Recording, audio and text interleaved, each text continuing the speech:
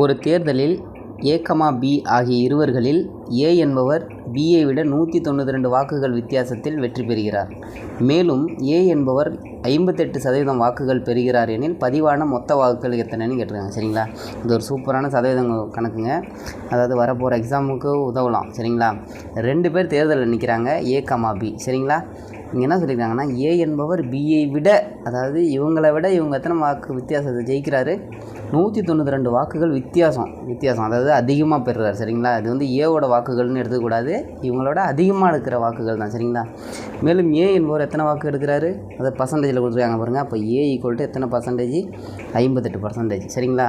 பதிவான மொத்த வாக்குகள், அப்போ பதிவான மொத்த வாக்குகள் தான் என்னென்னு எடுத்துக்கணும், நம்ம 100% தான் கேட்குறாங்க. சரிங்களா?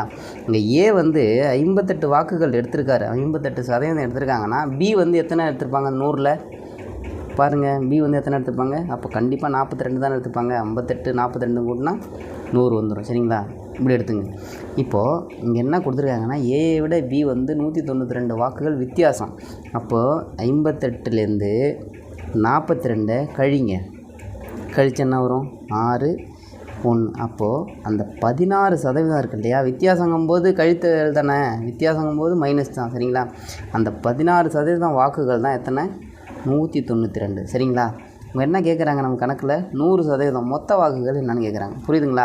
அப்போது இதுமாரி ஒரு வந்துச்சுன்னா என்ன பண்ணணும்? இது ரெண்டையும் பெருக்கிக்கிட்டு இதெல்லாம் வகுத்துடணுமா? 192 × 100 / 16. சரிங்களா? எப்படி அடிக்கலாம்? ஒரு 16 இங்கே பாருங்கள், ஒரு 16 மீதி ஒரு 3 இருக்குமா? 32 ஆகிடும். 2 16 32. மீதி என்னென்ன இருக்குது? 12 × 100ன்னு இருக்கா?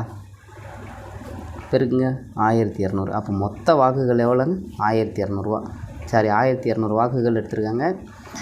புரியுதா? நல்லா தெரிஞ்சுங்க. அது இந்த கணக்கில் என்ன தப்பு பண்ணுவாங்க அப்படின்னு பார்த்தீங்கன்னா, இது வந்து ஏவோட வாக்கு தான் கொடுத்துருக்காங்கன்னு எடுத்து போட்டுருவாங்க.